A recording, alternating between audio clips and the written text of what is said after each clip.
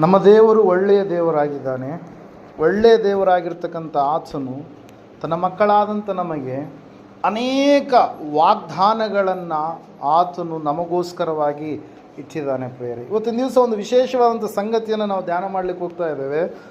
ದೇವರು ನಮಗೋಸ್ಕರವಾಗಿ ಮಾಡಿರುವಂಥ ವಾಗ್ದಾನಗಳಾದರೂ ಏನು ಎಂಬುದಾಗಿ. Hallelujah, praise the lord. ದೇವರು ನಮಗೋಸ್ಕರವಾಗಿ ಕೊಟ್ಟಿರ್ತಕ್ಕಂಥ ಪ್ರಾಮಿಸಸ್ಗಳಾದರೂ ಏನೆಂಬುದಾಗಿ, ಆತನು ನಮಗಾಗಿ ಒದಗಿಸಿ ಕೊಟ್ಟಿರ್ತಕ್ಕಂಥ ಆ ಒಂದು ವಾಗ್ದಾನಗಳನ್ನು ನಾವು ಸ್ವತಂತ್ರ ಮಾಡಿಕೊಳ್ಳಬೇಕಾದರೆ ನಾವು ಆ ವಾಗ್ದಾನಗಳಿಗೆ ಯಾವ ರೀತಿಯಾಗಿ ನಾವು ಒಳಗಾಗಿ ಇರಬೇಕೆನ್ನುವಂಥದ್ದನ್ನು ನಾವು ಮೊದಲನೇದಾಗಿ ಏನು ಮಾಡಬೇಕಾಗಿದೆ, ತಿಳಿದುಕೊಳ್ಳಬೇಕಾಗಿದೆ. ಅನೇಕರಿಗೆ ದೇವರ ವಾಗ್ದಾನಗಳು ಏನು ಅಂತೇಳಂದರೆ ಅವರಿಗೆ ಗೊತ್ತಿಲ್ಲ. ಪ್ರಿಯರೇ, hallelujah.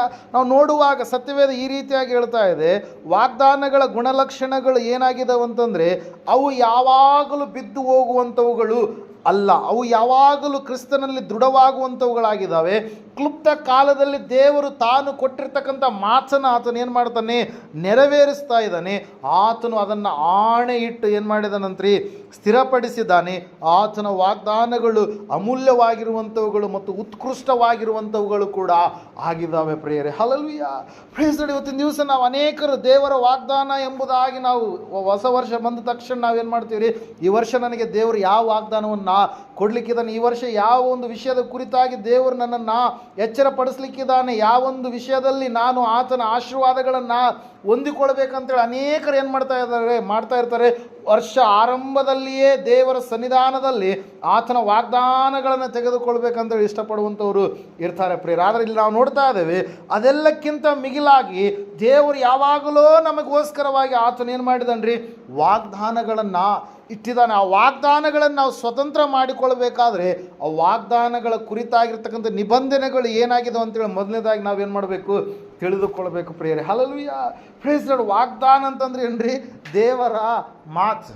Hallelujah, praise the lord. ವಾಗ್ದಾನ ಅಂತಂದ್ರೆ ಏನು, ದೇವರ ಮಾತು. ಹಲ್ಲೆಲೂಯಾ. ಅನೇಕರು ಏನು ಮಾಡ್ತಾರೆ, ಇವತ್ತಿನ ದಿವಸ ಮಾತನ್ನು ಕೊಡ್ತಾರೆ, ಅವರು ಮಾತು ಉಳಿಸ್ಕೊಳ್ಳುವಂಥವ್ರು ಬಹಳ ಕಡಿಮೆ ಜನ. Hallelujah, praise the lord. ನಾವು ನೋಡುವಾಗ ಸತ್ಯವೇದ ಈ ರೀತಿಯಾಗಿ ಹೇಳ್ತಾ ಇದೆ. ಪ್ರಿಯರೇ, ಧರ್ಮೋಪದೇಶ ಕಾಂಡ ಪುಸ್ತಕ 28ನೇ ಅಧ್ಯಾಯ 9ನೇ ವಚನದಲ್ಲಿ ನೀವು ನೋಡುವಾಗ ಅಲ್ಲಿ ವಾಕ್ಯ ಈ ರೀತಿಯಾಗಿ ಹೇಳ್ತಾ ಇದೆ, ದೇವರ ವಾಗ್ದಾನಗಳನ್ನು ನಾವು ಅನುಭವಿಸಬೇಕಾದ್ರೆ ನಾವು ಮೊದಲನೇದಾಗಿ ಏನು ಮಾಡುವವರಾಗಿರ್ಬೇಕ್ರಿ.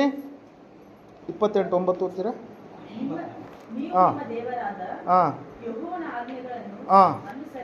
ಅನುಸರಿಸಿ ಆತನು ಹೇಳಿದ ಮಾರ್ಗದಲ್ಲೇ ನಡೆದರೆ ಆತನು ವಾಗ್ದಾನ ಮಾಡಿದಂತೆ ನಿಮ್ಮನ್ನ ಅಂತ ಹೇಳ್ತಾ ಇದೆ ವಾಕ್ಯಲ್ಲಿ. ಹಲ್ಲೆಲೂಯಾ. ಏನು ಮಾಡ್ತಾ ಇದೆ ಅಂತ್ರಿ, ತನಗೋಸ್ಕರ ಮೀಸಲಾದ ಜನರನ್ನಾಗಿ ಸ್ಥಾಪಿಸುವನು. ಭೂಮಿಯಲ್ಲಿರುವ ಎಲ್ಲ ಜನಗಳು ನಿಮ್ಮನ್ನು ಯೆಹೋವನ ಜನರೆಂದು ತಿಳಿದುಕೊಂಡು ನಿಮಗೆ ಭಯಪಡುವರು ಎಂಬುದಾಗಿ. ಹಲ್ಲೆಲೂಯಾ. ದೇವರ ವಾಗ್ದಾನಗಳನ್ನು ಸ್ವತಂತ್ರ ನಾವು ಮಾಡಿಕೊಳ್ಳಬೇಕಾದ್ರೆ ನಾವು ಸಂಪೂರ್ಣವಾಗಿ ಆತನ ಆಜ್ಞೆಗಳನ್ನು ಅನುಸರಿಸಿ ನಾವು ನಡೆಯಬೇಕು. ಆತನ ಮಾತುಗಳಿಗೆ ಸಂಪೂರ್ಣವಾಗಿ ವಿಧೇಯತೆಯನ್ನು ನಾವು ತೋರಿಸಿಕೊಳ್ಬೇಕು. ಇವತ್ತಿನ ದಿವಸ ಅನೇಕರು ನನ್ನ ಜೀವಿತದಲ್ಲಿ ದೇವರು ವಾಗ್ದಾನ ಮಾಡಿದ್ದಾನೆ, ಆದರೂ ಆ ವಾಗ್ದಾನ ನನ್ನ ಜೀವಿತದಲ್ಲಿ ಯಶಸ್ವಿ ಆಗ್ತಾ ಇಲ್ಲ, ನೆರವೇರ್ತಾ ಇಲ್ಲ ಅಂತೇಳಿ ಅನೇಕರು ಏನು ಮಾಡ್ತಾ ಇರ್ತಾರೆ, ಪಶ್ಚಾತ್ತಾಪ ಪಡ್ತಾ ಇರ್ತಾರೆ, ದುಃಖ ಪಡ್ತಾ ಇರ್ತಾರೆ. ಆದರೆ ಅವರಾದರೂ ದೇವರ ಆಜ್ಞೆಗಳನ್ನು ಉಲ್ಲಂಘಿಸಿ ನಡೆಯುವವರಾಗಿ ಇರ್ತಾರೆ. ಪ್ರಿಯರೇ, ದೇವರ ಆಜ್ಞೆಯನ್ನು ಕೈಕೊಂಡು ನಡೆಯುವಾಗ ದೇವರು ತನ್ನ ವಾಗ್ದಾನವನ್ನು ನಮ್ಮ ಜೀವಿತದಲ್ಲಿ ಏನು ಮಾಡ್ತಾನಂತ್ರಿ, ನೆರವೇರಿಸ್ತಾನೆ. ಪ್ರಿಯರೇ, ನಾವು ವಿಧೇಯತೆಯಿಂದ ವಾಗ್ದಾನವನ್ನು ಸ್ವತಂತ್ರ ಮಾಡಿಕೊಳ್ಳೋದಕ್ಕೆ ಸಾಧ್ಯ ಆಗುತ್ತೆ. ಪ್ರಿಯರೇ, ಎರಡನೇದಾಗಿ ದೇವರ ವಾಗ್ದಾನದ ನಿಬಂಧನೆಗಳ ಕುರಿತಾಗಿ ನಾವು ನೋಡುವಾಗ ರೋಮಾಪುರದವರಿಗೆ ಬರೆದ ಪತ್ರಿಕೆ 4ನೇ ಅಧ್ಯಾಯ 21ನೇ ವಚನವನ್ನು ನಾವು ಓದಿಕೊಳ್ಳುವಾಗ ಅಲ್ಲಿ ಸತ್ಯವಿದೆ ಈ ರೀತಿಯಾಗಿ ಹೇಳ್ತಾ ಇದೆ,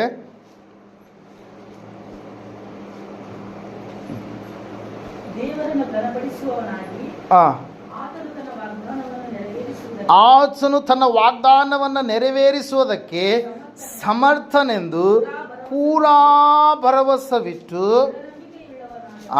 ದೃಢ ನಂಬಿಕೆಯುಳ್ಳವನಾದನು ಎಂಬುದಾಗಿ. Hallelujah, praise the lord. ಇಲ್ಲಿ ವಿಶೇಷವಾಗಿ ಅಬ್ರಹಾಮನ ಕುರಿತಾಗಿ ಆತನ ಜೀವಿತದಲ್ಲಿ ದೇವರ ವಾಗ್ದಾನ ನೆರವೇರಿಸಲ್ಪಡಬೇಕಾದ್ರೆ ಆತನ ಒಂದು ಭರವಸೆ ಎನ್ನುವಂಥದ್ದು ಯಾವ ರೀತಿಯಾಗಿತ್ತು ಅಂತೇಳಿ ವಾಕ್ಯ ಹೇಳ್ತಾ ಇದೆ. Hallelujah, praise the lord. ನಾವು ನೋಡ್ತಾ ಇದ್ದೇವೆ ಪ್ರಿಯರೇ, ಅಬ್ರಹಾಮನಂತೆ ಪರಿಪೂರ್ಣವಾಗಿ ದೇವರ ಮೇಲೆ ಭರವಸೆ ಇಟ್ಟ, ದೇವರು ಕೊಟ್ಟಿರ್ತಕ್ಕಂಥ ಭಾಷೆಯನ್ನು ದೇವರು ಖಂಡಿತವಾಗಿ ನೆರವೇರಿಸ್ತಾನೆ ಎನ್ನುವಂಥ ಪೂರ್ಣ ಭರವಸೆ ಇಟ್ಟು ಆತನೇನು ಮಾಡ್ತಾ ಇದ್ದಾನೆ, ಜೀವಿಸ್ತಾ ಇದ್ದಾನೆ ಪ್ರಿಯರೇ. ನಂಬಿಕೆಯಿಂದ ಆತನು ಸಂಪೂರ್ಣವಾಗಿ ದೇವರನ್ನ ನಂಬಿದ.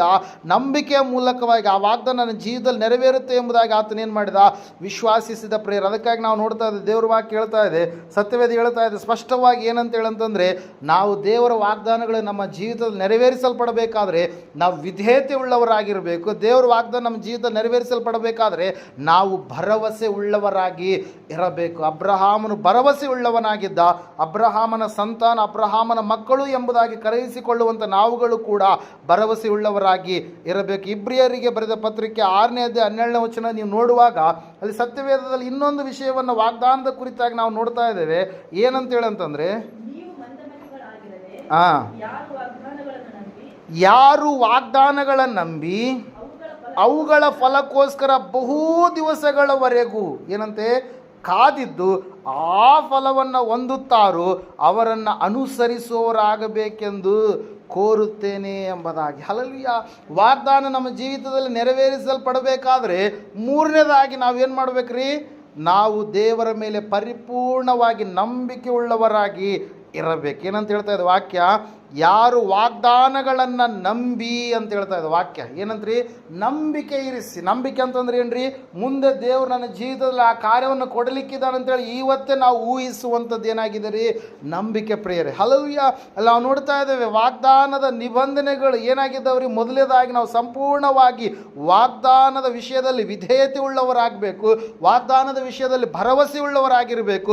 ವಾಗ್ದಾನದ ವಿಷಯದಲ್ಲಿ ಸಂಪೂರ್ಣವಾಗಿ ನಂಬಿಕೆ ಉಳ್ಳವರಾಗಿ ಇರಬೇಕು. ಮತ್ತು ಅದೇ ಒಂದು ವಾಕ್ಯದಲ್ಲಿ 15ನೇ ವಚನದಲ್ಲಿ ಇಬ್ರಿಯ 6:15 ನಾವು ನೋಡ್ತಾ ಇದ್ದೇವೆ, ವಾಗ್ದಾನಕ್ಕೋಸ್ಕರವಾಗಿ ನಾವು ಹೆಂಗಿರ್ಬೇಕಂತ್ರಿ, ಕಾದುಕೊಂಡಿರಬೇಕು. ಹಲ್ಲೆಲೂಯಾ. Praise lord. ಏನು ಹೇಳ್ತಾ ಇದೆ ವಾಕ್ಯಲ್ಲಿ, ವಾಗ್ದಾನದ ಫಲಕ್ಕೋಸ್ಕರ ಅಬ್ರಹಾಮನು ಬಹು ದಿವಸ ಏನು ಮಾಡಿದಂತೆ, ಕಾದುಕೊಂಡಿದ್ದ ಆ ಫಲವನ್ನು ದೇವರು ಹೇಳಿದ ಹಾಗೆಯೇ ಹೊಂದಿದನು ಎಂಬುದಾಗಿ. ಹಲ್ಲೆಲೂಯಾ. Praise lord. ಸುಮಾರು ನಾವು ನೋಡುವಾಗ 75 ವರ್ಷ ಅಬ್ರಹಾಮನದ್ದು.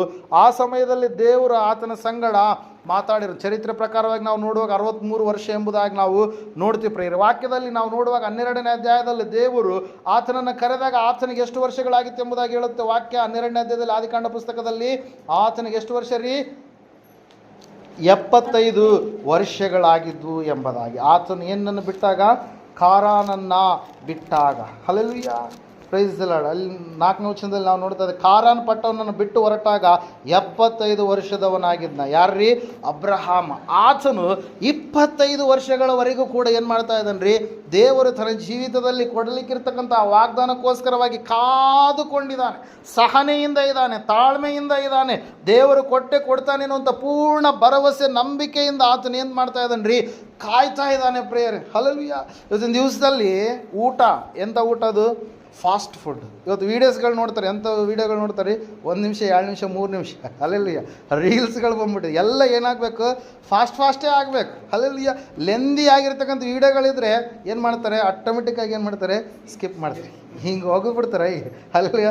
ತೋರ್ಬೆರಳಲ್ಲಿ ಏನು ಮಾಡ್ತಾರೆ, ಸ್ಕಿಪ್ ಮಾಡ್ತಾರೆ. ಎಲ್ಲ ಫಾಸ್ಟ್ ಆಗಬೇಕು. ಆಶೀರ್ವಾದಗಳು ಕೂಡ ಬೇಗ ಆಗ್ಬೇಕಂತೇಳಿ ಅನ್ಕೊತಾರೆ.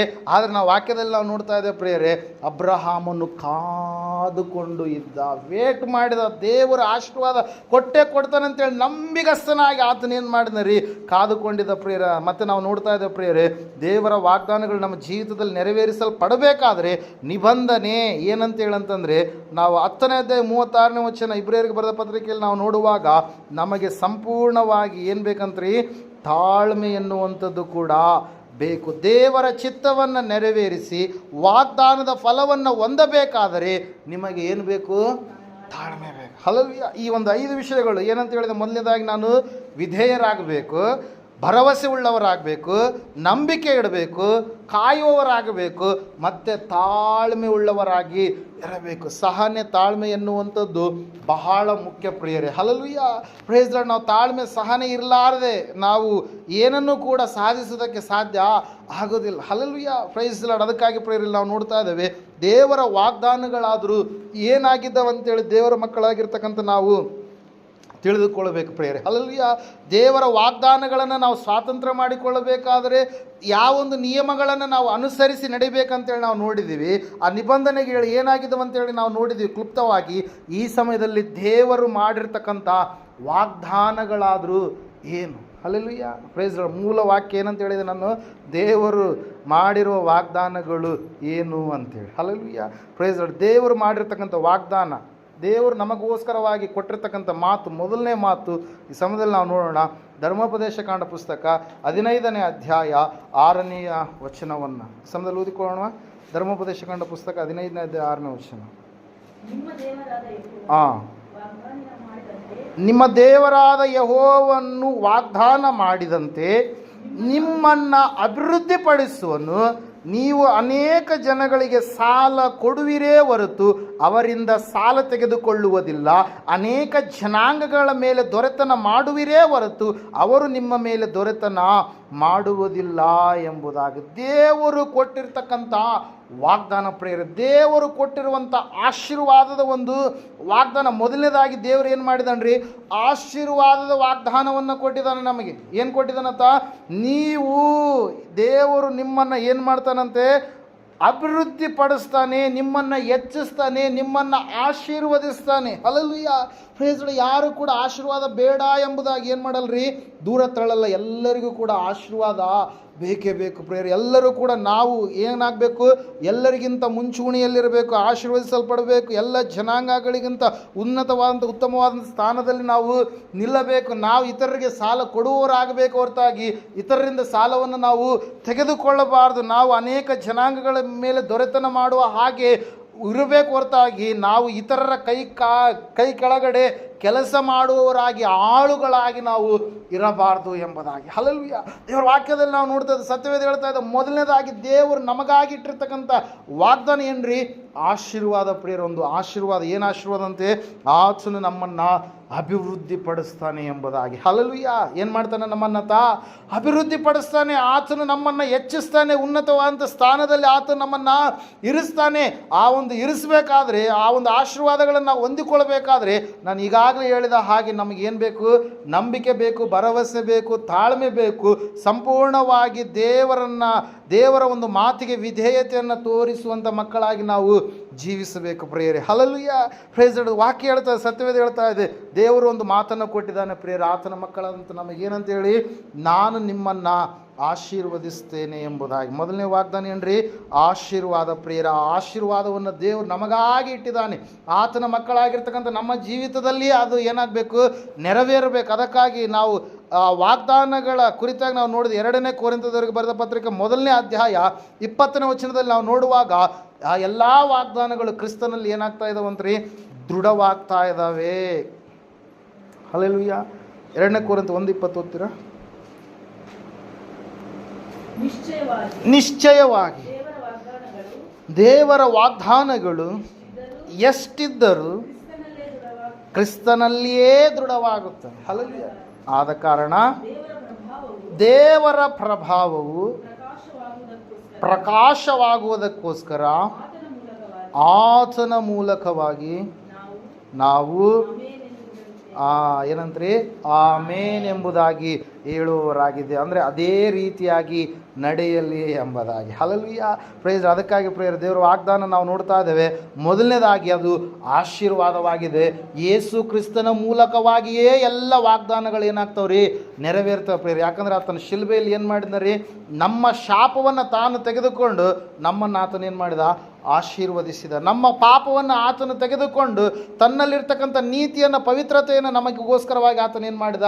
ಒದಗಿಸಿಕೊಟ್ಟ. ನಮ್ಮಲ್ಲಿರ್ತಕ್ಕಂಥ ಅಪವಿತ್ರಾತ್ಮವನ್ನು ತಾನು ತೆಗೆದುಕೊಂಡು ತನ್ನಲ್ಲಿರ್ತಕ್ಕಂಥ ಪವಿತ್ರಾತ್ಮವನ್ನು ನಮಗೇನು ಮಾಡಿದ? ಆತ ಧಾರೆ ಎರೆದ ದಾನ ಮಾಡಿದ ಪ್ರಿಯರೇ. ನಮ್ಮಲ್ಲಿರ್ತಕ್ಕಂಥ ಎಲ್ಲ ಕೆಟ್ಟ ದುರ್ಗುಣಗಳೆಲ್ಲವನ್ನು ಆತನು ತನ್ನ ಮೇಲೆ ತೆಗೆದುಕೊಂಡು ತನ್ನಲ್ಲಿರ್ತಕ್ಕಂಥ ಎಲ್ಲ ಒಳ್ಳೆಯದನ್ನು, ಆಶೀರ್ವಾದವೆಲ್ಲವನ್ನು ಆತನು ನಮಗೇನು ಮಾಡಿದ್ನರಿ?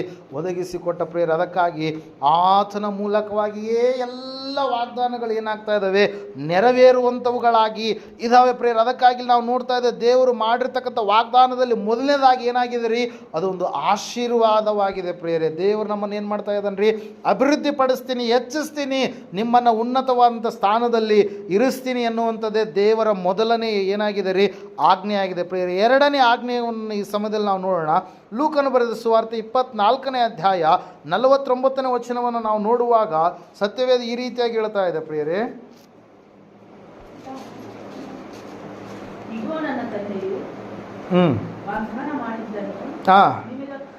ನಿಮಗೆ ಕಳುಹಿಸಿಕೊಡುತ್ತೇನೆ. ದೇವರು ಮೇಲಣ ಲೋಕದಿಂದ ನಿಮಗೆ ಶಕ್ತಿಯನ್ನು ಒದಗಿಸುವ ತನಕ ಈ ಪಟ್ಟಣದಲ್ಲೇ ಕಾದುಕೊಂಡಿರಿ. ಎರಡನೇದಾಗಿ ದೇವರು ನಮಗೆ ಕೊಟ್ಟಿರ್ತಕ್ಕಂಥ ವಾಗ್ದಾನ ಏನ್ರಿ? ಪವಿತ್ರಾತ್ಮನ ಶಕ್ತಿ ಪ್ರಿಯರೇ. ಹಲ್ಲೆಲೂಯಾ. ಪವಿತ್ರಾತ್ಮನನ್ನು ದೇವರು ನಮಗೇನು ಮಾಡಿದ್ದಾರೆ? ವಾಗ್ದಾನವಾಗಿ ಆತನ ಏನು ಮಾಡಿದರೆ? ಕೊಟ್ಟಿದ್ದಾರೆ ಪ್ರಿಯರೇ. ಹಲ್ಲೆಲೂಯಾ. ನಾವು ನೋಡ್ತಾ ಇದ್ದೇವೆ, ದೇವ್ರ ವಾಕ್ಯ ಹೇಳ್ತಾ ಇದೆ, ದೇವರು ಆಶೀರ್ವಾದವನ್ನು ಮಾತ್ರ ಕೊಟ್ಟಿಲ್ಲ, ನಾವು ಬಲಹೀನರಾಗಿದ್ದೇವೆ, ಬಲವಂತರಾಗಿ ನಾವು ಆಗಬೇಕಾದ್ರೆ ದೇವರ ಆತ್ಮನು ಬಂದು ನಮ್ಮಲ್ಲಿ ವಾಸ ಮಾಡಬೇಕು. ದೇವರ ಆತ್ಮನಿಗೆ ನಾವು ನಮ್ಮ ಜೀವಿತದಲ್ಲಿ ಸ್ಥಳವನ್ನು ಕೊಡಲಾರದೇ ಇದ್ದರೆ, ದೇವರು ಆ ಒಂದು ಮಾಡಿರ್ತಕ್ಕಂಥ ವಾಗ್ದಾನಕ್ಕೆ ನಾವು ಒಳಗಾಗಿ ಪೂರ ಜೀವಿಸಲಾರದೆ ಹೋದರೆ ದೇವರ ಶಕ್ತಿಯನ್ನು ನಾವು ಹೊಂದಿಕೊಳ್ಳೋದಕ್ಕೆ ಏನಾಗೋದಿಲ್ಲ ರೀ, ಸಾಧ್ಯ ಆಗೋದಿಲ್ಲ ಪ್ರಿಯರೇ. ಅದಕ್ಕಾಗಿ ಈ ಲೋಕದಲ್ಲಿ ನಾವು ನೋಡುವಾಗ ಬೇರೆಯವರು ಜೀವಿಸ್ತಾ ಇದ್ದಾರೆ, ನಾವು ಜೀವಿಸ್ತಾ ಇದ್ದೇವೆ. ನಮಗೂ ಅವ್ರಿಗಿರ್ತಕ್ಕಂಥ ವ್ಯತ್ಯಾಸ ಏನ್ರಿ?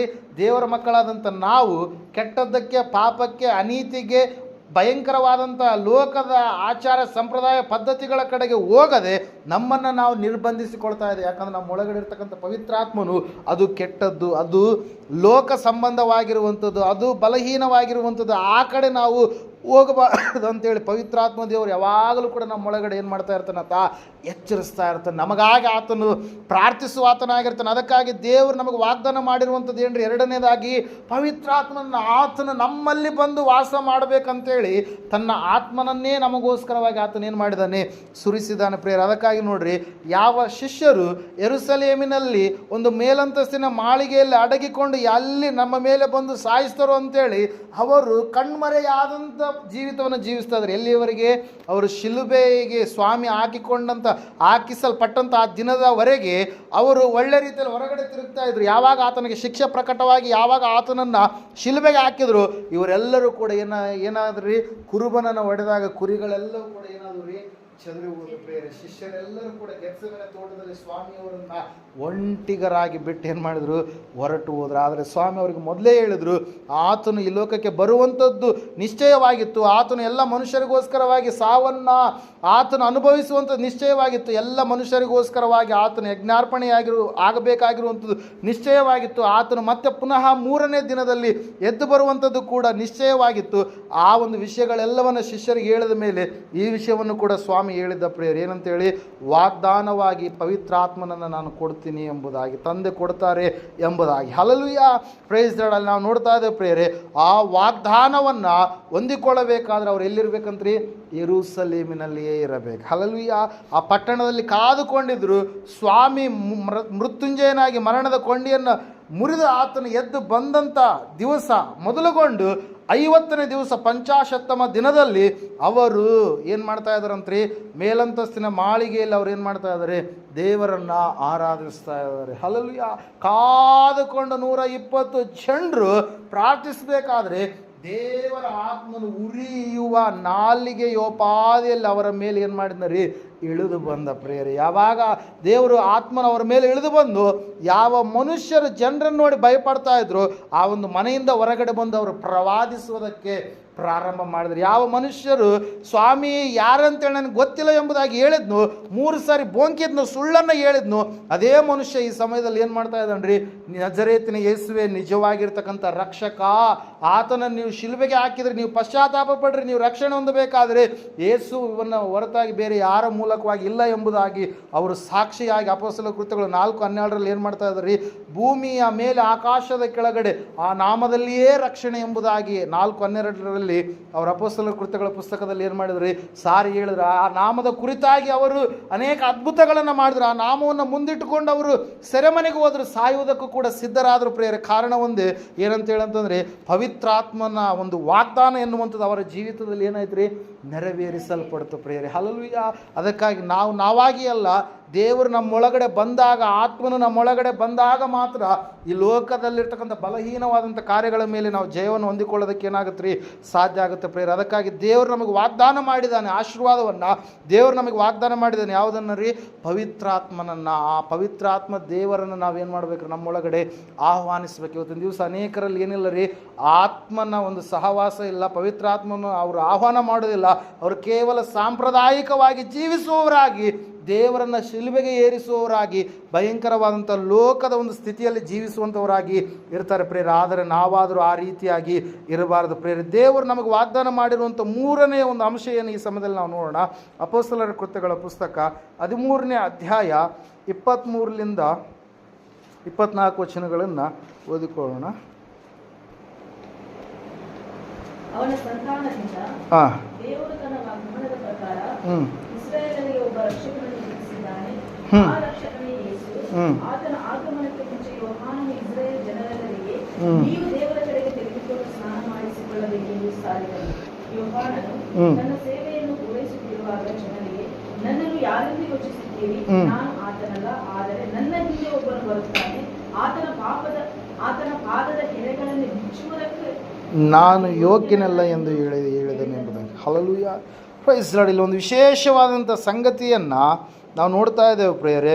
ಪೌಲನು ಅಂತಿಯೋಕ್ಯದಲ್ಲಿ ಏನು ಮಾಡ್ತಾ ಇದ್ದಾನೆ? ಇಸ್ರಾಯೇಲರ ಜನರಿಗೆ ಏನು ಮಾಡ್ತಾ ಇದ್ದಾನೆ? ಉಪನ್ಯಾಸವನ್ನು ಮಾಡುವವನಾಗಿದೆ. ಆತನು ಹೇಳ್ತಾ ಇದ್ದಾನೆ, ದೇವರು ವಾಗ್ದಾನವಾಗಿ ಒಂದು ಕಾರ್ಯವನ್ನು ಇಟ್ಟಿದ್ದಾನೆ. Hallelujah, praise lord. ಏನು ಆ ಕಾರ್ಯ ಎಂಬುದಾಗಿ ನಾವು ನೋಡ್ತಾ, ವಾಗ್ದಾನದ ಪ್ರಕಾರ ಒಬ್ಬ ರಕ್ಷಕನನ್ನು, ಇಸ್ರಾಯೇಲರಿಗೆ ಒಬ್ಬ ರಕ್ಷಕನನ್ನು ಹುಟ್ಟಿಸಿದ್ದಾನೆ. ಆ ರಕ್ಷಕನೇ ಯೇಸು ಎಂಬುದಾಗಿ. Hallelujah, praise lord. ಮೂರನೇದಾಗಿ ದೇವರು ನಮಗೆ ಕೊಟ್ಟಿರ್ತಕ್ಕಂಥ ವಾಗ್ದಾನ ಏನ್ರಿ? ಯೇಸು ಒಬ್ಬ ರಕ್ಷಕನನ್ನು ದೇವರು ನಮಗೋಸ್ಕರವಾಗಿ ಇಟ್ಟಿದ್ದಾನೆ. ಪವಿತ್ರ ಆತ್ಮನ ದಾನವನ್ನು ಯಾವ ರೀತಿಯಾಗಿ ದೇವರು ಇಟ್ಟಿದ್ದಾನೆ ವಾಗ್ದಾನವಾಗಿ, ಒಬ್ಬ ರಕ್ಷಕನನ್ನು ಕೂಡ ದೇವರು ಏನು ಮಾಡಿದ ನಮಗಾಗಿ ಇಟ್ಟಿದ್ದಾನೆ ಪ್ರೇರಿಲ್ಲ. ನಾವು ನೋಡ್ತಾ ಇದ್ದೇವೆ, ಆ ವಾಗ್ದಾನ ನಮ್ಮ ಜೀವಿತದಲ್ಲಿ ನಾವು ನೆರವೇರಿಸಿಕೊಳ್ಬೇಕಾದ್ರೆ ಆ ರಕ್ಷಕನನ್ನು ನಾವು ಸಂಪೂರ್ಣವಾಗಿ ಏನು ಮಾಡ್ಬೇಕ್ರಿ? ಆಹ್ವಾನಿಸುವವರಾಗಬೇಕು. ಇವತ್ತಿನ ದಿವಸ ಅನೇಕ ಜನರು ರಕ್ಷಕನಿಲ್ಲದೆ ಏನು ಮಾಡ್ತಾ ಇದ್ದಾರೆ? ಜೀವಿಸ್ತಾ ಇದ್ದಾರೆ ಪ್ರೇರೆ. ನಿನ್ನನ್ನು ಪಾಪದಿಂದ, ಶಾಪದಿಂದ, ಅವಮಾನದಿಂದ, ಕೆಟ್ಟತನದಿಂದ, ಮರಣದಿಂದ, ಭಯಂಕರವಾದಂಥ ಪರಿಸ್ಥಿತಿಗಳಿಂದ ತಪ್ಪಿಸೋದಕ್ಕೆ ಈ ರಕ್ಷಕನು ಖಂಡಿತವಾಗಿ ನಿನಗೆ ಬೇಕೇ ಬೇಕು. ಯೇಸು ಕ್ರಿಸ್ತನ ಹೊರತಾಗಿ ಲೋಕದ ರಕ್ಷಕನು ಬೇರೆ ಯಾರು ಕೂಡ ಅಲ್ಲ. ಅನೇಕ ಜನರು ಲೋಕದಲ್ಲಿ ಮನುಷ್ಯರನ್ನು ರಕ್ಷಿಸ್ತೇವೆ ಎಂಬುದಾಗಿ ಅವರು ಬಾಯಿಂದ ಹೇಳಿದರು. ಆದರೆ ಎಲ್ಲ ಮನುಷ್ಯರನ್ನು, ಸ್ವಾಮಿಯವರು ಬರೋದಕ್ಕಿಂತ ಮುಂಚೆ 500 ಜನರು ಸತ್ಪುರುಷರು ಈ ಲೋಕದಲ್ಲಿ ಒಳ್ಳೆ ರೀತಿಯಲ್ಲಿ ತಾವೇ ದೇವರುಗಳೆಂಬುದಾಗಿ ಪ್ರತಿಬಿಂಬಿಸಿಕೊಂಡಂಥವ್ರೆಲ್ಲರನ್ನೂ ಕೂಡ ಮಣ್ಣು ಏನಾಯ್ತು ರೀ? ಭೂಮಿ ಏನಾಯ್ತು ರೀ? ತನ್ನ ಒಳಗಡೆ ಮುಚ್ಚಾಕೊಂಡ್ತು ಪ್ರಿಯರ. ಆದರೆ ರಕ್ಷಕನು, ನಿಜವಾದಂಥ ರಕ್ಷಕನು, ಮರಣದ ಕೊಂಡಿಯನ್ನು ಮುರಿಯುವುದಕ್ಕೋಸ್ಕರವಾಗಿ ಬಂದಿರತಕ್ಕಂಥ ರಕ್ಷಕನು, ಎಲ್ಲ ಮನುಷ್ಯರನ್ನು ಮರಣ ಪಾತಾಳ ವೇದನೆಗಳಿಂದ ಬಿಡಿಸೋದಕ್ಕೋಸ್ಕರವಾಗಿ ಬಂದಿರುವಂಥ ರಕ್ಷಕನು, ಪಾಪದಿಂದ ಬಿಡುಗಡೆ ಮಾಡೋದಕ್ಕಾಗಿ ಬಂದಿರತಕ್ಕಂಥ ರಕ್ಷಕನು ಆತನು ಬಂದ ಪ್ರಿಯರೇ. ಹಲ್ಲೆಲೂಯಾ. ಯಾಕೆ ಬಂದಾತ? ಮನುಷ್ಯರೆಲ್ಲರಿಗೋಸ್ಕರವಾಗಿ ಯಜ್ಞವಾಗಲಿಕ್ಕೆ ಬಂದ. ಆ ಒಂದು ರಕ್ಷಣೆಯ ಕಾರ್ಯವನ್ನು ಆತನ ಏನು ಮಾಡಿದ? ಜರುಗಿಸಿದ. ಆ ಜರುಗಿಸಿರುವಂಥದ್ದನ್ನು ನಾವು ಪರಿಪೂರ್ಣವಾಗಿ ಏನು ಮಾಡಬೇಕ್ರಿ?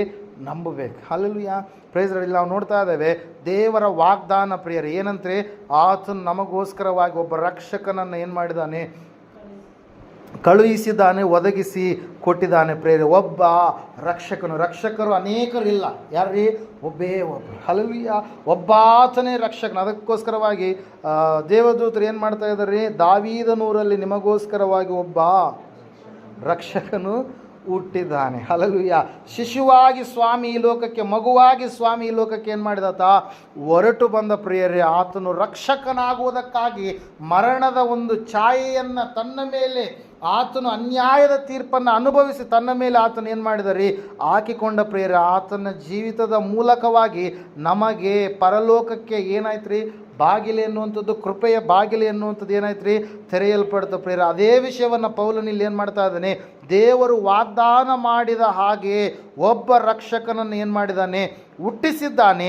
ಆತನ ಕಡೆಗೆ ತಿರುಗಿಕೊಳ್ಳಬೇಕೆಂಬುವಂಥದ್ದೇ ದೇವರ ಒಂದು ಸಾಕ್ಷಿಯಾಗಿದೆ ಪ್ರೇರ. ಆ ವಾಗ್ದಾನವನ್ನು ನಾವು ಸಂಪೂರ್ಣವಾಗಿ, ದೇವರು ಮಾತು ಕೊಟ್ಟಿದ್ದಾನೆ ಏನಂತೇಳಿ? ನಾನು ನಿಮ್ಮನ್ನು ಆಶೀರ್ವದಿಸ್ತೀನಿ ಅಂತೇಳಿ ದೇವರು ಮಾತು ಕೊಟ್ಟಿದ್ದಾನೆ ಏನಂತೇಳಿ? ನಾನು ಪವಿತ್ರಾತ್ಮನನ್ನು, ಅಂದರೆ ನಾನೇ ನಿಮ್ಮೊಳಗಡೆ ಬಂದು ವಾಸ ಮಾಡ್ತೀನಿ ಅಂತೇಳಿ ದೇವರು ಮಾತು ಕೊಟ್ಟಿದ್ದಾನೆ ಏನಂತೇಳಿರಿ?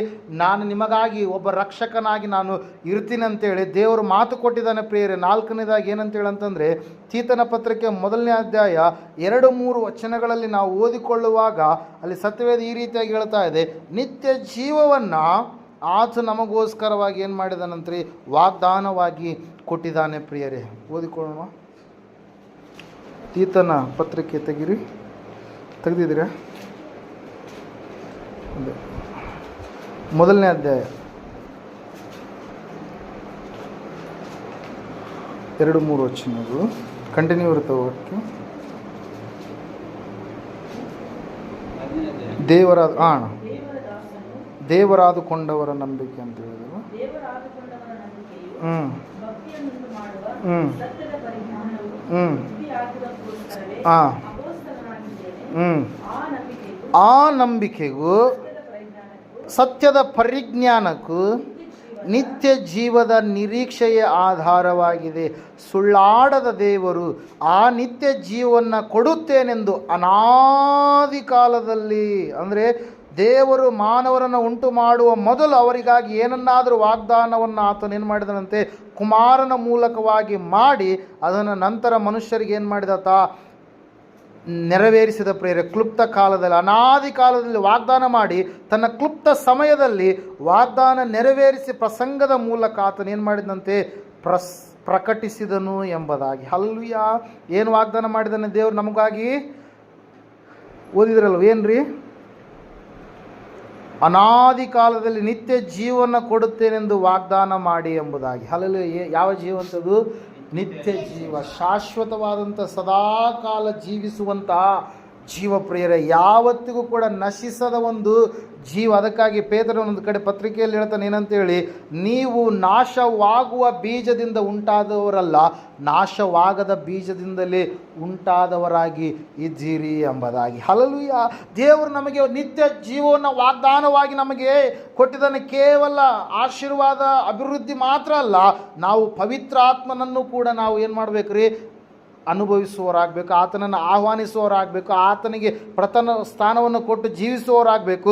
ರಕ್ಷಕನು ನಮಗೋಸ್ಕರವಾಗಿ ಇದ್ದಾನೆ ಎಂಬುದಾಗಿ ಆ ವಾಗ್ದಾನವನ್ನು ಕೂಡ ನಾವು ಸ್ವೀಕರಿಸುವವರಾಗಬೇಕು. ನಾವು ನಿತ್ಯ ಜೀವ ನಮಗೋಸ್ಕರವಾಗಿ ಏನಾಗಿದೆ? ಸಿದ್ಧವಾಗಿದೆ. ಆತನನ್ನು ನಂಬಿದಂಥ ಪ್ರತಿಯೊಬ್ಬರಿಗೂ ಕೂಡ ಏನಿದೆ ರೀ? ನಿತ್ಯ ಜೀವ ಇದೆ ಪ್ರೇರ. ಅಂದರೆ ಶಾಶ್ವತವಾಗಿರುವಂತಹ ಜೀವ. ಅವರಿಗೆ ಎರಡನೆಯ ಮರಣದಿಂದ ಕೇಡು ಆಗುವುದಿಲ್ಲ. ಅವರು ನಿದ್ರೆ ಜಾರ್ತಾರೆ, ಆದರೆ ಸ್ವಾಮಿಯವರು ಬರುವಾಗ ಪುನಃ ಸ್ವಾಮಿಯವರು ಏನು ಮಾಡ್ತಾರೆ? ಯಾವ ರೀತಿಯಾಗಿ ಯಾಯೀರನ ಮಗಳನ್ನು ಬದುಕಿಸಿದ ರೀತಿಯಲ್ಲಿ, ಯಾವ ರೀತಿಯಾಗಿ ನಾಯಿನೆನ್ನುವಂಥ ಗ್ರಾಮದಲ್ಲಿರ್ತಕ್ಕಂಥ ವಿಧವೆಯ ಮಗನನ್ನು ಬದುಕಿಸಿದ ರೀತಿಯಲ್ಲಿ, ಮಾತಿನ ಪ್ರಕಾರವಾಗಿ ಯಾವ ರೀತಿಯಾಗಿ 4 ದಿವಸ ಕೊಳೆತ ಶವದೋಪಾದಿಯಲ್ಲಿ ಇದ್ದಿರತಕ್ಕಂಥ ಲಾಜರನೇ ಹೊರಗೆ ಬಾ ಎಂಬುದಾಗಿ ಬದುಕಿಸಿದ ರೀತಿಯಲ್ಲಿ ಆತನನ್ನು ನಂಬಿದಂಥ ಪ್ರತಿಯೊಬ್ಬರನ್ನು ದೇವರು ಏನು ಮಾಡ್ತಾನ್ರಿ? ಆತನು ನ್ಯಾಯ ತೀರ್ಪಿನ ಒಂದು ಸಮಯಕ್ಕಿಂತ ಮುಂಚಿನ ಸಮಯದಲ್ಲಿ, ಸುಗ್ಗಿ ಕಾಲದ ಸಮಯದಲ್ಲಿ ಆತನು ಏನು ಮಾಡ್ತಾನ್ರಿ? ತನ್ನ ನಂಬಿದಂಥ ಮಕ್ಕಳೆಲ್ಲರನ್ನ ಏನು ಮಾಡ್ತಾನೆ? ಆತ ಎಬ್ಬಿಸ್ತಾನೆ, ಬದುಕಿಸ್ತಾನೆ ಪ್ರೇರ. ಅದೇ ನಮಗಿರುವಂಥ ನಿರೀಕ್ಷೆ ಪ್ರೇರ. ಆತನು ಯಾವ ರೀತಿಯಾಗಿ ಎದ್ದು ಬಂದಿದ್ದಾನೋ ಆತನನ್ನು ನಂಬುವಂಥವ್ರನ್ನು ಕೂಡ ದೇವರು ಏನು ಮಾಡ್ತಾನೆ ಅಂತ ಹೇಳುತ್ತೆ ವಾಕ್ಯ, ಎಬ್ಬಿಸುತ್ತಾನೆ ಎನ್ನುವಂಥ ಮಾತನ್ನು ನಾವು ನಂಬುವವರಾಗಬೇಕು. ಅದು ಶಾಶ್ವತವಾಗಿರ್ತಕ್ಕಂಥ ನಿತ್ಯ ಜೀವ ಎನ್ನುವಂಥದ್ದನ್ನು ನಾವು ಇಲ್ಲಿ ನೋಡ್ತಾ ಇದ್ದೇವೆ ಪ್ರೇರ. ದೇವರದು ನಮಗೆ ವಾಗ್ದಾನ ಮಾಡಿದ್ದಾನೆ. ಆ ನಿತ್ಯ ಜೀವವನ್ನು ಹೊಂದಿಕೊಳ್ಳಬೇಕೆನ್ನುವಂಥದ್ದು, ದೇವರ ಮೂಲಕವಾಗಿ ಅದನ್ನು ಪಡೆದುಕೊಳ್ಳಬೇಕೆನ್ನುವಂಥದ್ದು ನಮ್ಮ ಒಂದು ಆಸೆಯಾಗಿ ಇರಬೇಕು. ದೇವರ ಒಂದು ವಾಗ್ದಾನ ಏನಾಗಿದೆ ರೀ? ನಿತ್ಯ ಜೀವವಾಗಿದೆ. ಸದಾಕಾಲ ನಾವು ದೇವರು ಇರುವ ಪರ್ಯಂತರ ನಾವು ಏನು ಮಾಡಬೇಕು? ಜೀವಿಸಬೇಕು. ದೇವರಂತೂ ನಾಶವಾಗೋದಕ್ಕೆ ಸಾಧ್ಯ ಇಲ್ಲ. ಆತನ ಮಕ್ಕಳಾದಂಥ ನಾವು ಕೂಡ ನಶಿಸುವವರಾಗಿರೋದಕ್ಕೆ ಸಾಧ್ಯ ಇಲ್ಲ ಪ್ರೇರ. ಯಾಕಂದರೆ ದೇವರು ನಮಗೆ ಆತನು ಸುಳ್ಳಾಡದ ದೇವರಾಗಿ ಇದ್ದಾನೆ ಎಂಬುದಾಗಿ ಕೂಡ ಆ ವಚನದಲ್ಲಿ ನಾವು ನೋಡ್ತಾ ಇದ್ದೇವೆ ಪ್ರೇರ. ಆತನು ಸುಳ್ಳು ಹೇಳುವ ಆತನು ಅಲ್ಲ, ಆತನು ಮನುಷ್ಯರಂತೆ ಎರಡು ಮಾತಿನ ಆತನು ಅಲ್ಲ ಎಂಬುದಾಗಿ ಪ್ರೇರೆ. ಹಲ್ಲೆಲೂಯಾ. Praise lord. ದೇವರು ನಮಗೆ ವಾಗ್ದಾನ ಮಾಡಿದ್ದಾನೆ ಪ್ರೇರೆ. ಇವತ್ತಿನ ದಿವಸ ನಾವು ನಂಬುವವರಾಗೋಣ. ದೇವರ ವಾಗ್ದಾನ ಏನಾಗಿದೆ? ಆತನು ನಮ್ಮನ್ನು ಅಭಿವೃದ್ಧಿಪಡಿಸ್ತಾನೆ, ಹೆಚ್ಚಿಸ್ತಾನೆ, ಆಶೀರ್ವದಿಸ್ತಾನೆ ಎನ್ನುವಂಥದ್ದು ದೇವರ ವಾಗ್ದಾನವಾಗಿದೆ. ಪವಿತ್ರ ಆತ್ಮನನ್ನು ಕೊಡ್ತೇನೆ ಎನ್ನುವಂಥದ್ದು ದೇವರ ವಾಗ್ದಾನವಾಗಿದೆ. ರಕ್ಷಕನನ್ನು ಒದಗಿಸಿ ಕೊಡ್ತೀನಿ ಎನ್ನುವಂಥದ್ದು ದೇವರ ವಾಗ್ದಾನ ಆಗಿದೆ. ನಿತ್ಯ ಜೀವವನ್ನು ನಾನು ನಿಮಗೆ ಕೊಡ್ತೀನಿ ಎನ್ನುವಂಥದ್ದು ಕೂಡ ದೇವರ ಒಂದು ವಾಗ್ದಾನ ಆಗಿದೆ ಪ್ರಿಯರೇ. ಈ ಸಮಯದಲ್ಲಿ ಇನ್ನು ಕೆಲವು ವಿಷಯಗಳಿದ್ದಾವೆ, ಮುಗಿಸೋಣವಾ? ನಿದ್ದೆ ಬರ್ತಾ ಇದ್ದೇನೆ. Hallelujah. Praise the lord. Okay, hallelujah. ಸಮಯದಲ್ಲಿ ಓದಿಕೊಳ್ಳೋಣ ಇನ್ನೊಂದು ವಿಷಯವನ್ನು. ಯಾಕೋಬರ ಪತ್ರಿಕೆ 1ನೇ ಅಧ್ಯಾಯ 12ನೇ ವಚನ.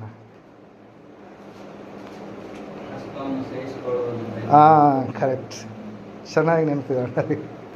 ಓಕೆ, ಓದ್ರಿ. ಕಷ್ಟವನ್ನು ಸಹಿಸಿಕೊಳ್ಳುವನು ಧನ್ಯನು, ಅವನು ಪರಿಶೋಧಿತನಾದ ಮೇಲೆ ಜೀವವೆಂಬ ಜಯಮಾಲೆಯನ್ನ ಹೊಂದುವನು. ಮುಂದೆ ಹೋದ್ರೆ ಹಂಗೆ ಪ್ರೀತಿಸುವವರಿಗೆ ಯಾವುದನ್ನು ವಾಗ್ದಾನ ಮಾಡಿದನ್ರಿ?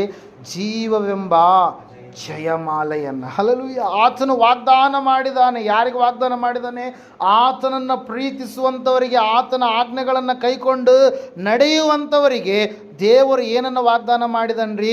ಜೀವವೆನ್ನುವಂಥ ಜಯಮಾಲೆ. ಆ ಜಯಮಾಲೆಯನ್ನು ಯಾರು ಕೂಡ ಅವರಿಂದ ಅಪಹರಿಸೋದಕ್ಕೆ ಸಾಧ್ಯ ಇಲ್ಲ. ದೇವರಿಗೋಸ್ಕರವಾಗಿ ಅನೇಕ ಕಷ್ಟಗಳು, ನೋವುಗಳು, ಶೋಧನೆಗಳು, ಅವಮಾನಕರವಾದಂಥ ಮಾತುಗಳು ಸಮಾಜದಲ್ಲಿ ಬರುವಾಗ, ಕುಟುಂಬದಲ್ಲಿ ಬರುವಾಗ, ಆತ್ಮೀಯರ ಮಧ್ಯದಲ್ಲಿ ಬರುವಾಗ ಅವುಗಳನ್ನು ನಾವು ಸಹಿಸಿಕೊಳ್ಳುವವರಾಗಿ ಇರಬೇಕು. ಯೇಸು ಸ್ವಾಮಿ ಹೇಳಿದರೆ 5ನೇ ಅಧ್ಯಾಯ 11ನೇ ವಚನ ಮತ್ತಾಯನ ಬರೆದ ಸುವಾರ್ತೆಯಲ್ಲಿ ನಾವು ನೋಡ್ತಾ ಇದ್ದೇವೆ. ಜನರು ನಿಮ್ಮ ಮೇಲೆ ತಪ್ಪಾದ ಕೆಟ್ಟ ಮಾತುಗಳನ್ನು ನಿಮ್ಮ ಮೇಲೆ ಓರಿಸಿದರೆ ನೀವು ಏನಂತ ಹೇಳ್ತಾ ಇದೆ ವಾಕ್ಯ? ಧನ್ಯರಾಗಿದ್ದೀರಿ. ಹಲ್ಲೆಲೂಯಾ.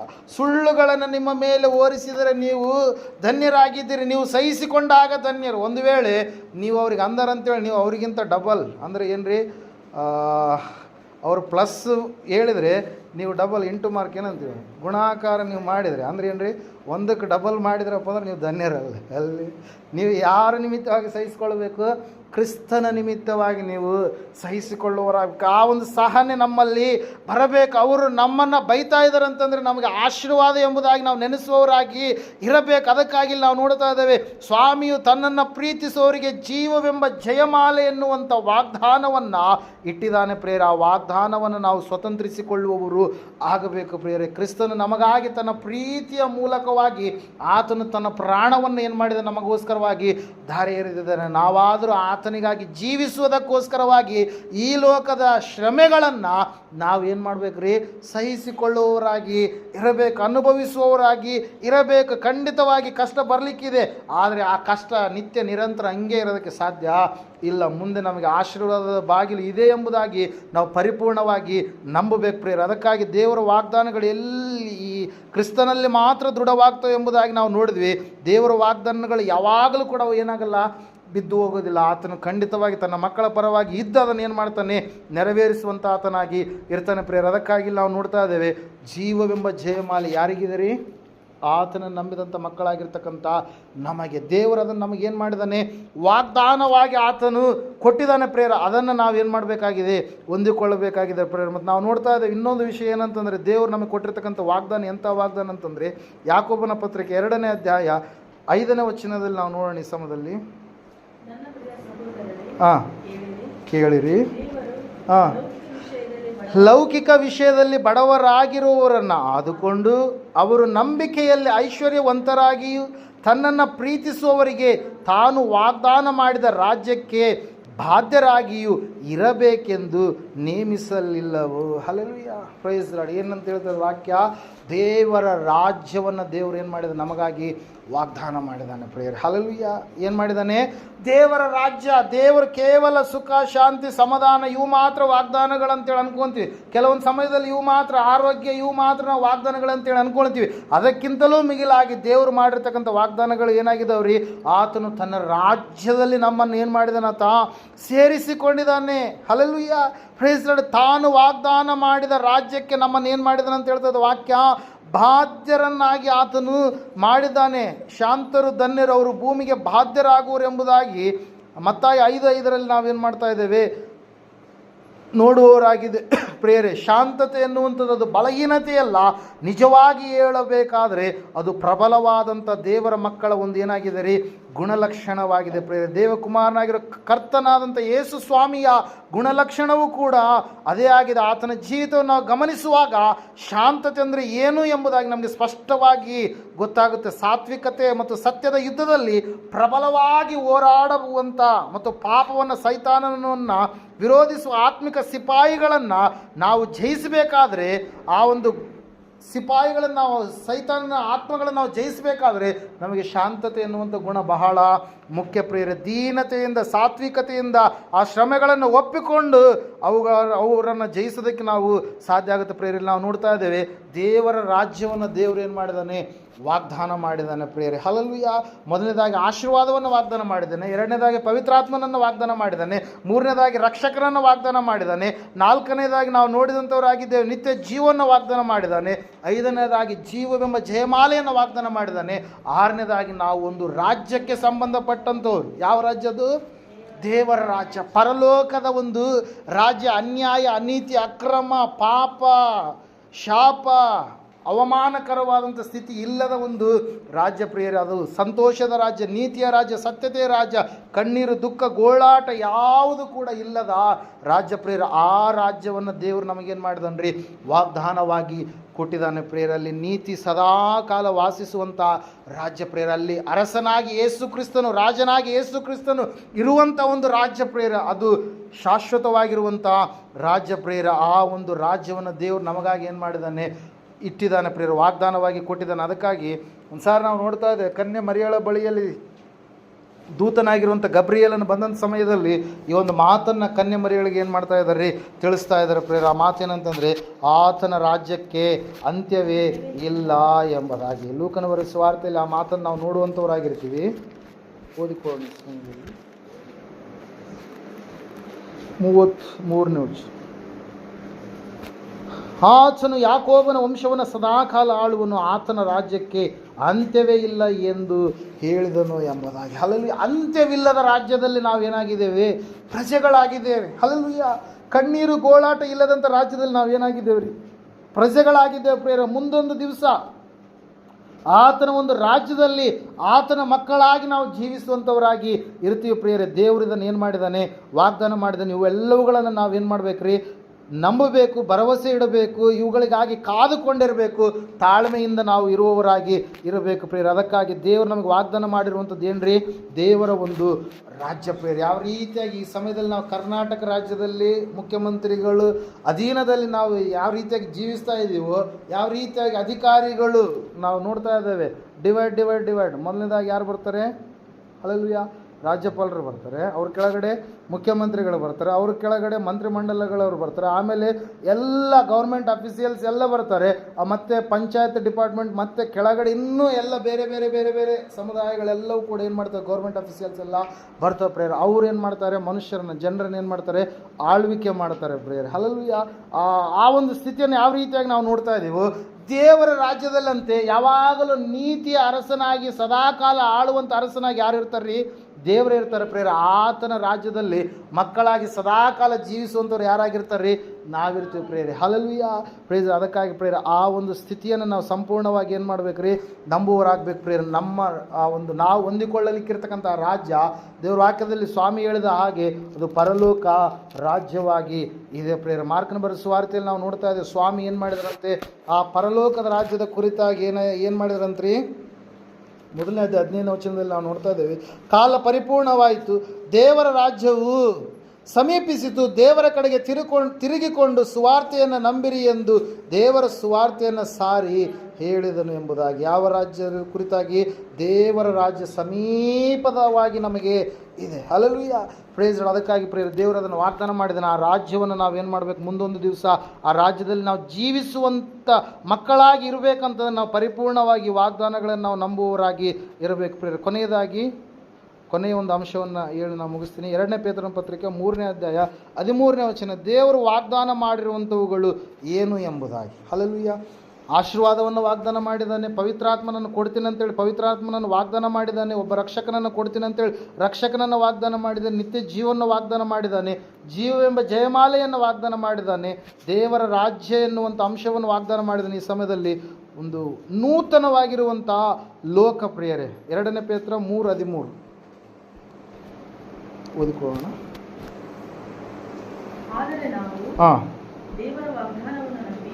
ದೇವರ ವಾಗ್ದಾನವನ್ನು ನಂಬಿ ನೂತನ ಆಕಾಶ ಮಂಡಲವನ್ನು, ನೂತನ ಭೂಮಂಡಲವನ್ನು ಎದುರು ನೋಡುತ್ತಾ ಇದ್ದೇವೆ, ಅವುಗಳಲ್ಲಿ ನೀತಿಯು ವಾಸವಾಗಿರೋದು. ಇವತ್ತಿನ ದಿವಸ ಎಲ್ಲ ಕಡೆಗೆ ಏನಾಗಿದೆ ರೀ, ಅನೀತಿ ಅನ್ನುವಂಥದ್ದು ಏನಾಗಿದೆ, ಕಂಡು ಬರ್ತದೆ. ಎಲ್ಲ ವಿಷಯಗಳಲ್ಲಿ ಅನೀತಿಯನ್ನು ನಾವು ನೋಡ್ತಾ ಇದ್ದೇವೆ. ಆವತ್ತಿನ ದಿವಸ ಆ ಒಂದು ಏದೇನು ತೋಟದಲ್ಲಿ ಒಳ್ಳೆದರ ಕೆಟ್ಟದರ ಅರಿವನ್ನು ಹುಟ್ಟಿಸುವಂಥ ಮರದ ಹಣ್ಣನ್ನು ತಿನ್ನುವುದಕ್ಕೋಸ್ಕರವಾಗಿ ಅವರು ಸಿದ್ಧರಾದರು. ಇವತ್ತಿನ ದಿವಸ ಒಳ್ಳೆದರ ಕೆಟ್ಟದರ ಅರಿವನ್ನು ಹುಟ್ಟಿಸುವಂಥ ಹಣ್ಣಾಗಿ ಯಾವುದು ಕಾಣಿಸ್ತಾ ಇದೆ ನಮಗೆ, ಯಾವ್ದು ಕಾಣಿಸ್ತಾ ಇದೆ, ಹೇಳ್ರಿ, ಮೊಬೈಲ್. ಇದ್ರಾಗ ಒಳ್ಳೇದು ಇದೆ, ಕೆಟ್ಟದಿದೆ. Hallelujah, praise lord. ಏನ್ರಿ, ಒಳ್ಳೆದರ ಕೆಟ್ಟದರ ಅರಿವನ್ನು ಹುಟ್ಟಿಸುವಂಥ ಒಂದು ಸ್ಥಿತಿ ಇವತ್ತಿನ ದಿವಸ ಈ ಒಂದು ಲೋಕದಲ್ಲಿ ಮೊಬೈಲ್ ಎನ್ನುವಂಥದ್ದು ಏನಾಗಿದೆ ರೀ, ಒಳ್ಳೆಯದು ಕೆಟ್ಟದ್ದು ಎರಡಿದಾವೆ. ಅದರಲ್ಲಿ ಯಾರು ಒಳ್ಳೆಯದನ್ನು ಸ್ವೀಕರಿಸ್ತಾರೋ ಆ ಒಂದು ಒಳ್ಳೆಯದರಿಂದ ಅವರ ಆಶೀರ್ವಾದವನ್ನು ಹೊಂದುತ್ತಾರೆ ಪ್ರಿಯರೇ. ಇವತ್ತಿನ ದಿವಸ ಮೊಬೈಲ್ ಎನ್ನುವಂಥದ್ದು ಲೋಕವನ್ನು ಏನು ಮಾಡ್ತಾ ಇದೆ ರೀ, ಆಳ್ವಿಕೆ ಮಾಡ್ತಾ ಇದೆ ಪ್ರಿಯರೇ. ಟೆಕ್ನಾಲಜಿ ಎನ್ನುವಂಥ ಲೋಕವನ್ನು ಏನು ಮಾಡ್ತಾ ಇದೆ, ಆಳ್ವಿಕೆ ಮಾಡ್ತಾ ಇದೆ. ಎಲ್ಲ ಕಡೆಗೆ ಕೂಡ ಅನೀತಿ ಎನ್ನುವಂಥದ್ದು, ಅಕ್ರಮ ಎನ್ನುವಂಥದ್ದು, ಪಾಪ ಎನ್ನುವಂಥದ್ದು ಇದೆ. ಆದರೆ ಯಾವ ರೀತಿಯಾಗಿ ಮನುಷ್ಯರು ತಪ್ಪಿ ಹೋದಾಗ ಎಲ್ಲ ಮನುಷ್ಯರು ಕೆಟ್ಟವರಾಗಿರುವಂಥ ಸಮಯದಲ್ಲಿ, ಮನುಷ್ಯರೆಲ್ಲರೂ ಭಯಂಕರವಾದಂಥ ಗಾತ್ರದಲ್ಲಿ ಬೆಳೆಯುವಂಥವರಾದಂಥ ಸಮಯದಲ್ಲಿ, ನೆಫೀಲಿಯರು ಹುಟ್ಟಿದಂಥ ಸಮಯದಲ್ಲಿ ದೇವದೂತರು ಮನುಷ್ಯ ಪುತ್ರಿಯರ ಸೌಂದರ್ಯವನ್ನು ನೋಡಿ ದೇವಕುಮಾರರು ಅವರ ಸಂಗಡ ಮೋಹಿಸಿ ಅವ್ರನ್ನ ಮದುವೆ ಮಾಡಿಕೊಂಡಾಗ ಯಾರು ಹುಟ್ಟಿದ್ರಂತ್ರಿ? ನೆಫೀಲಿಯರು ಹುಟ್ಟಿದ್ರು. ಬಲಾಢ್ಯ ಪುರುಷರು ಹುಟ್ಟಿದ್ರು. ಹಲ್ಲೆಲೂಯಾ. ಭಾಳ ಎತ್ತರವಾದಂಥ ಮನುಷ್ಯರು ಏನು ಮಾಡಿದ್ರು, ಹುಟ್ಟಿದ್ರು ಪ್ರಿಯರೇ. ಅವರನ್ನು ಅಳಿಸೋದಕ್ಕಾಗಿ ದೇವರು ಏನು ಮಾಡಿದ್ನರಿ, ಮನುಷ್ಯರೆಲ್ಲರೂ ಕೆಟ್ಟು ಹೋದಂಥ ಸಮಯದಲ್ಲಿ ಅವರನ್ನು ನಾಶ ಮಾಡೋದಕ್ಕಾಗಿ ದೇವರು ಏನನ್ನು ತಂದು ಕೊಟ್ಟನರಿ, ಒಂದು ದೊಡ್ಡದಾಗಿರ್ತಕ್ಕಂಥ ಏನ್ರಿ ಅಲ್ಲಿ ನಾವು ನೋಡ್ತಾ ಇದ್ದೇವೆ. ಮಕ್ಕಳನ್ನು ಪಡೆಯುವ ಕಾಲದಲ್ಲಿ 4ನೇ ವಚನ 6ನೇ ಅಧ್ಯಾಯ ಆದಿಕಾಂಡ ಪುಸ್ತಕ, ಆ ಕಾಲದಲ್ಲಿ ಅಂದರೆ ದೇವಪುತ್ರರು ಮನುಷ್ಯ ಪುತ್ರಿಯರನ್ನು ಕೂಡಿ ಅವರಲ್ಲಿ ಮಕ್ಕಳನ್ನು ಪಡೆಯುವ ಕಾಲದಲ್ಲಿ ಮಹಾಶರೀರಿಗಳು ಭೂಮಿಯ ಮೇಲಿದ್ದರು, ಅನಂತರದಲ್ಲಿ ಇದ್ದರು, ಪೂರ್ವದಲ್ಲಿ ಹೆಸರುಗೊಂಡ ಪರಾಕ್ರಮಶಾಲಿಗಳು ಇವರೇ ಎಂಬುದಾಗಿ. ಹಲ್ಲೆಲೂಯಾ. Praise lord. ನೋಡ್ರಿ ಅಲ್ಲಿ ಏನಂತ ಹೇಳ್ತೀವಿ, ಕ್ರಾಸ್ ಸೀಡ್ ಅಂತ ಹೇಳ್ತೀವಿ. ಹಲ್ಲೆಲೂಯಾ. Praise lord. ಏನು ಸೀಡ್ ರೀ? Cross seed. ಇಲ್ಲಿ ನಾವು ನೋಡ್ತಾ ಇದ್ದೇವೆ, ಆ ದೇವದೂತರ ಆತ್ಮಜೀವಿಗಳಾಗಿರುವಂಥವರು ಅವರು ಕೆಟ್ಟು ಹೋದಂಥ ದೂತರು ಏನು ಮಾಡಿದ್ರಿ, ಮನುಷ್ಯ ಪುತ್ರಿಯರ ಸೌಂದರ್ಯವನ್ನು ಅವರು ಮೋಹಿಸಿ ಅವರ ಸಮೀಪಕ್ಕೆ ಬಂದು ಅವರ ಸಂಗಡ ಸಂಸಾರ ನಡೆಸಿದಾಗ ಅವರ ಮೂಲಕವಾಗಿ ಹುಟ್ಟಿರ್ತಕ್ಕಂಥವ್ರು ಎಂಥವ್ರು ಹುಟ್ಟಿದ್ರಿ? ಬಲಾಢ್ಯ ಮಹಾಶರೀರಗಳು. ಸುಮಾರು 13 ಫೀಟಕ್ಕಿಂತಲೂ ಹೆಚ್ಚಿನರಾಗಿರ್ತಕ್ಕಂಥ ಬಲಾಢ್ಯರು ಪ್ರಿಯರೇ. ಎಷ್ಟು ಫೀಟ್ ರೀ? 13 ಫೀಟ್ಗಿಂತಲೂ ಕೂಡ ಹೆಚ್ಚು. ಅಲ್ಲಲ್ಲಿ ಮನುಷ್ಯನು ಎಷ್ಟಿರ್ತಾನೆ? 5 ಫೀಟ್ 9 ಇಂಚು ಅಷ್ಟು ಇರ್ತಾನೆ. ಹಲ್ಲೆಲೂಯಾ. ಸಾಮಾನ್ಯವಾಗಿ 6 ಫೀಟ್ ಅನ್ಕೊಳ್ಳಿ. ಹಲ್ಲೆಲೂಯಾ. ಆದರೆ ಅವ್ರು ಹೆಂಗಿದ್ರಂತ್ರಿ, ಒಂದು ಫ್ಲೋರ್ಗಿಂತಲೂ ಜಾಸ್ತಿ. ಹಲ್ಲೆಲೂಯಾ. ಪ್ರೈಸ್. ಅಷ್ಟು ಬಲಾಢ್ಯರು ಪ್ರಿಯರವರು. ಯಾರ್ರೀ? ಆ ಸಮಯದಲ್ಲಿ ಮಹಾಶರೀರಿಗಳು ಹುಟ್ಟಿದಂಥವ್ರು. ಅಂತಹ ಕೆಟ್ಟ ಒಂದು ಕಾಲದಲ್ಲಿ ದೇವ್ರು ಏನು ಮಾಡಿದ, ಜಲಪ್ರಳಯವನ್ನು ಬರಮಾಡಿ ಎಲ್ಲರನ್ನ ಏನು ಮಾಡಿಬಿಟ್ಟ, ನಾಶ ಮಾಡಿಬಿಟ್ಟ. ಆ ಸಮಯದಲ್ಲಿ ಒಬ್ಬರನ್ನು ಉಳಿಸಿದ. ಯಾರು ಉಳಿಸಿದ್ರಿ? ನೋಹನ ಕುಟುಂಬ ಮತ್ತು ಮಕ್ಕಳು ಸೊಸೇಂದ್ರನ ಆತನ ಏನು ಮಾಡಿದ, ಉಳಿಸಿದ ಪ್ರಿಯರು. ಯಾಕಂದರೆ ನೋಹನಿಗೆ ದೇವರ ದಯೆ ದೊರಕಿತ್ತು. ನೋಹನು ದೇವರಿಗೆ ಭಯಭಕ್ತಿ ಉಳ್ಳವನಾಗಿ ಇದ್ದ ಪ್ರಿಯರು. ಈ ವಿಷಯವನ್ನು ನಾವು ಹಿಡಿದುಕೊಂಡು ಮುಂದೆ ನೋಡುವಾಗ ನಮಗೋಸ್ಕರವಾಗಿ ದೇವರು ಏನನ್ನು ಸಿದ್ಧ ಮಾಡಿದಾನಂತ ಹೇಳ್ತಾ ಇದೆ. ಏನನ್ನು ಸಿದ್ಧ ಮಾಡಿದಾನೆ ರೀ? ನೂತನ ಆಕಾಶ, ನೂತನ ಭೂಮಂಡಲ. ಹಲ್ಲೆಲೂಯಾ.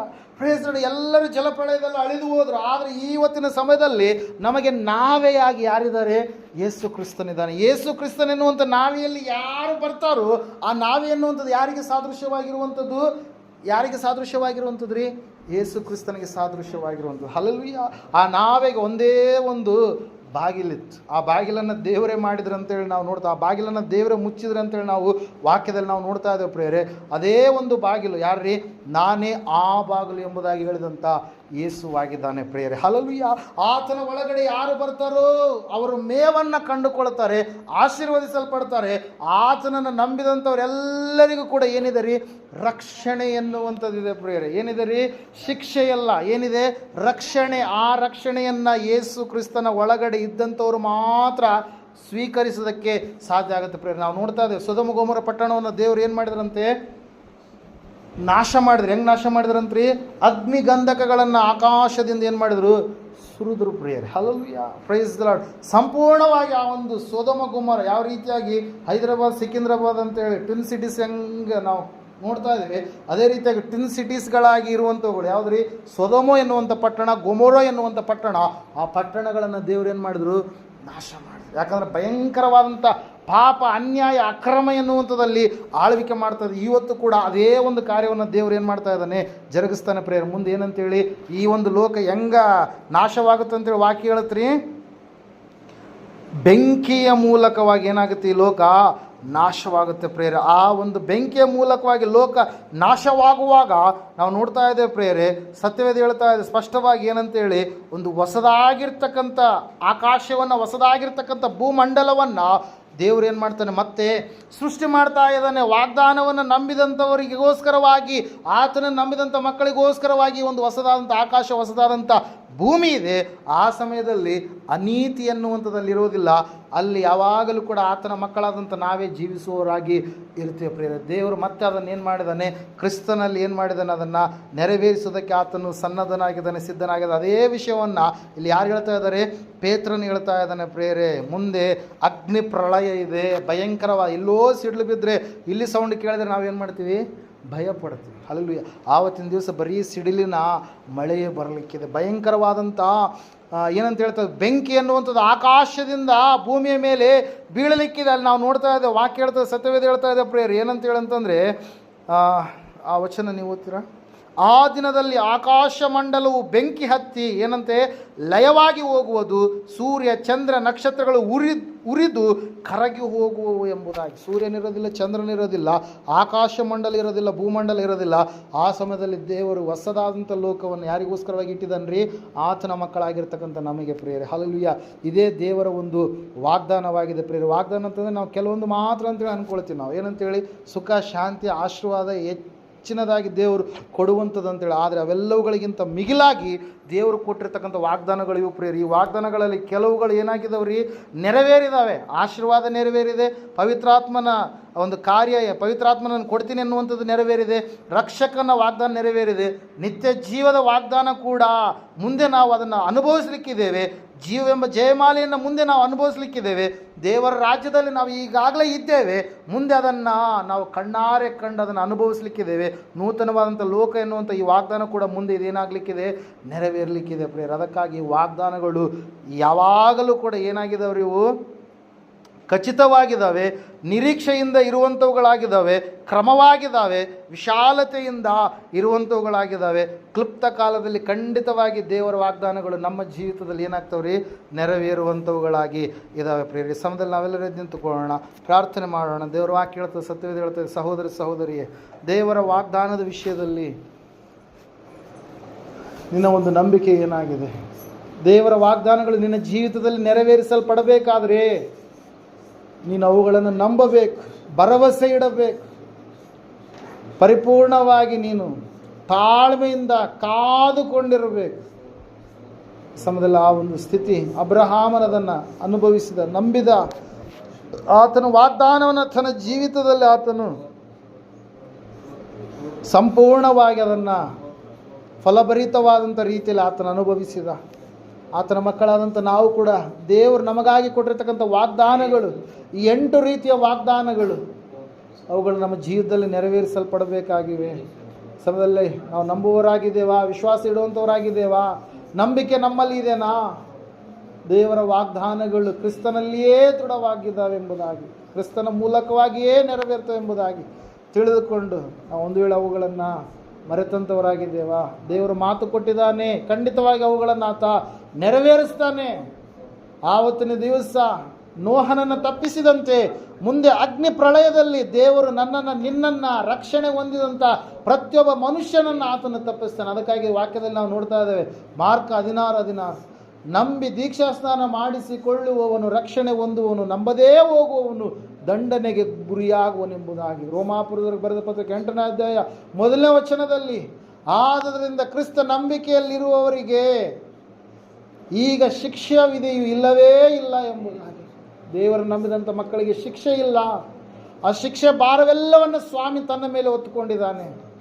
ನನ್ನ ನೊಗವು ಹಗುರವಾದದ್ದು, ನನ್ನ ನೊಗವಾದಲ್ಲಿ ಬಂದು ನೀವು ಕಲಿತುಕೊಳ್ಳಿರಿ ಎಂಬುದಾಗಿ ಹೇಳಿರುವಂಥ ಸ್ವಾಮಿ.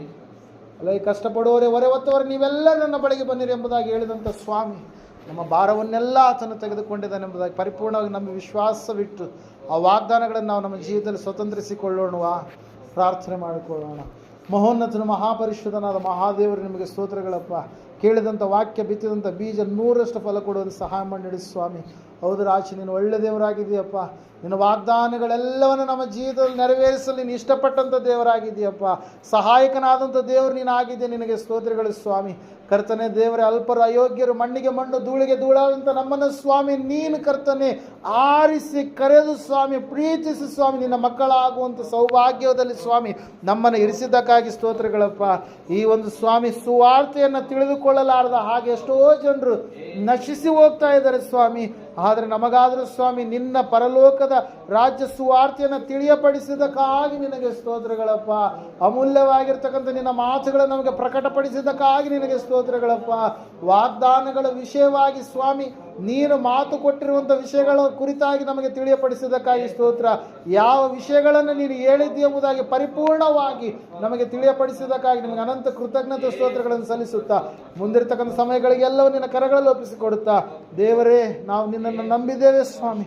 ನಮಗಾಗಿ ಪರಲೋಕದಲ್ಲಿ ನೀನು ಸ್ಥಳವನ್ನು ಸಿದ್ಧ ಮಾಡಿದ್ದೀಯಪ್ಪ.